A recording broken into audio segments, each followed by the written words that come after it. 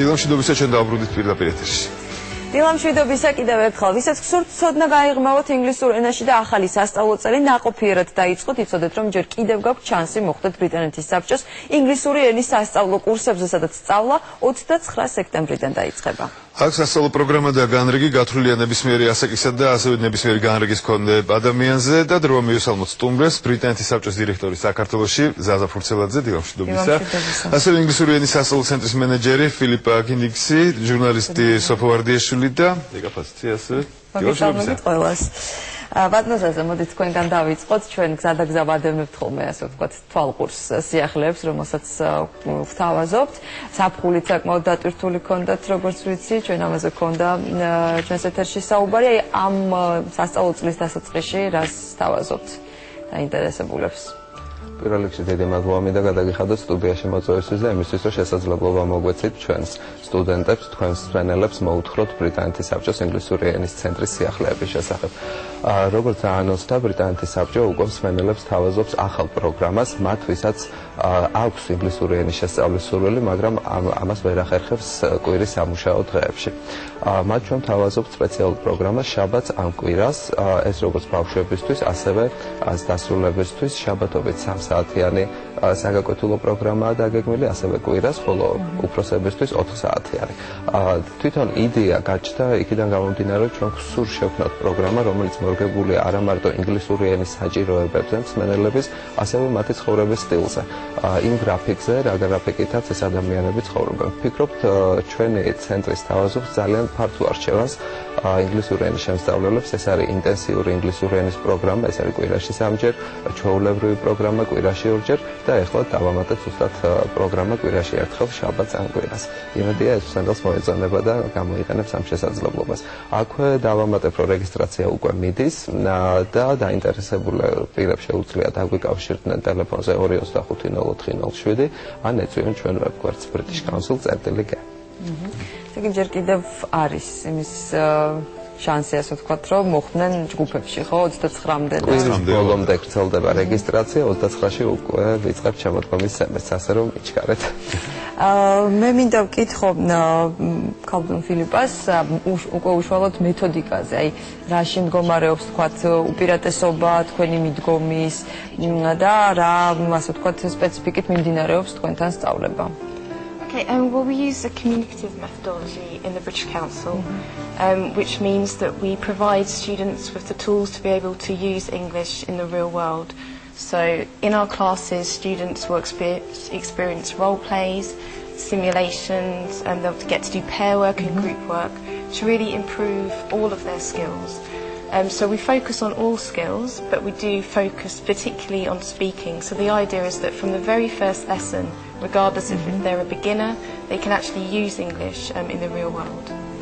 ჩვენ თავაზობთ კომუნიკაციური მეთოდით სწავლებას ჩვენს სტუდენტებს, რაც იმას გულისხმობს, რომ ჩვენი სწავლება არის მორგებული აბსოლუტურად ადამიანის რეალურ ცხოვრებაზე, რეალურ სიტუაციაში ინგლისურად ფუნქციონირებაზე, ამიტომ ყველა ის უნარები, რომელიც აუცილებელია ინგლისური ენის ცოდნისთვის და მათ შორის კომუნიკაცია, საუბარი, მათ პირველივე გაკვეთილიდან შეძლონ და პირველივე გაკვეთილიდან მოხდეს ამის გაუმჯობესება, ასე ვთქვათ.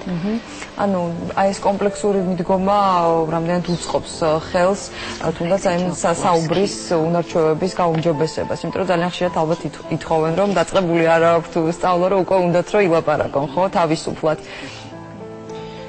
Well, what we believe is that by integrating the 4 skills, it actually benefits speaking, because speaking cannot be developed independently of all the other skills. So it needs context, it needs practice, you need to be able to listen to things and respond. So within our classes, we give them countless opportunities in order to be able to improve their speaking immensely.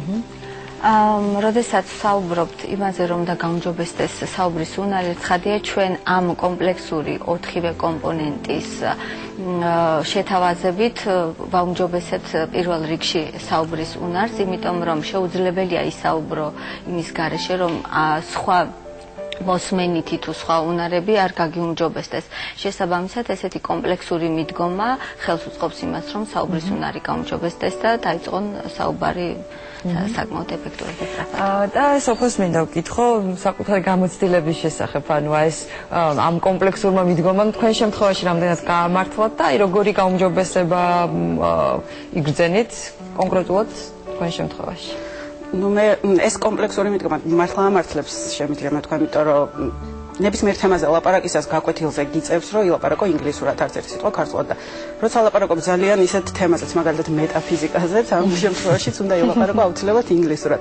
და ამ დროს გახსენდება ყველა ის სიტყვა, ყველა ის ფრაზა, რაც ნასწავლი გაქვს და როდესაც კონტექსტის შესაბამისად იყენებ ამ სიტყვას და ფრაზას, შესაბამისად უფრო კარგად გამახსოვრდება და კიდე არის ერთი მეთოდი, რომ უსმენ ლაპარაკს და იმის მიხედვით უნდა გაიგო ყველა სხვისი ლაპარაკები და შესაბამისად იქ არის სხვადასხვა დიალექტზე ლაპარაკი და ეს ძალიან გეხმარება რომ მიეჩვიო და კარგად გაიგო სხვისი ლაპარაკები და შემდეგ დაიმახსოვრო იქიდან რაღაც და კიდევ არის გაკვეთილზე მაგალითად სიმულაციურ თამაშებია და სხვადასხვა სიტუაციაში ხვდები და იმის მიხედვით უნდა ილაპარაკო სიტუაციის შესაბამისად და ვფიქრობ რომ ისეც ძალიან გეხმარება და მთელი გაკვეთილის განმავლობაში პროცესი არის ძალიან აქტიური და საკმაოდ ხიარულიც როგორც ხდება, თამაშის დონეზე მიწევს უკვე რა. ჩემი საყვარელი მეთოდია მაგალითად მუსიკის მოსმენით დამახსოვრება. და რა დროს შეიგრძენით აი გაუმჯობესებული ვთქვათ შედეგი?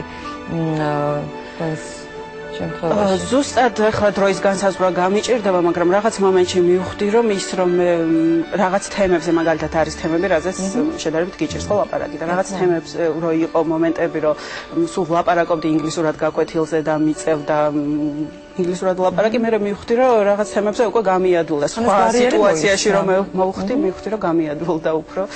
კი ბატონო და ბატონო ზაზა ბოლოს რომ გავუკეთოთ ერთგვარი რეზიუმე ისე რომ შევეხოთ ანუ ასაკობრივ მომენტსაც ხო რომელი წლიდან შეუძლიათ რომ მოგაკითხონ და ონლაინ რეგისტრაციაზეც რომ გითხრათ მე მგონი საკმაოდ მარტივი პროცედურაა ხო? დიახ. ჩვენი ცენტრი თავაზობს პროგრამას ყველა მსმენელს 7 წლიდან და ზემოთ, თუმცა ასაკობრივი ჯგუფები, რა თქმა უნდა, 18 წლამდე კატეგორიაში არის 3 ასაკობრივი ჯგუფი. რაც შეეხება ონლაინ რეგისტრაციას ჩვენს ვებგვერდზე მსმენელმა შეუძლია გაიაროს, დარეგისტრირდეს, თვითონ კურსზე არა, ეს არის ტესტირებაზე.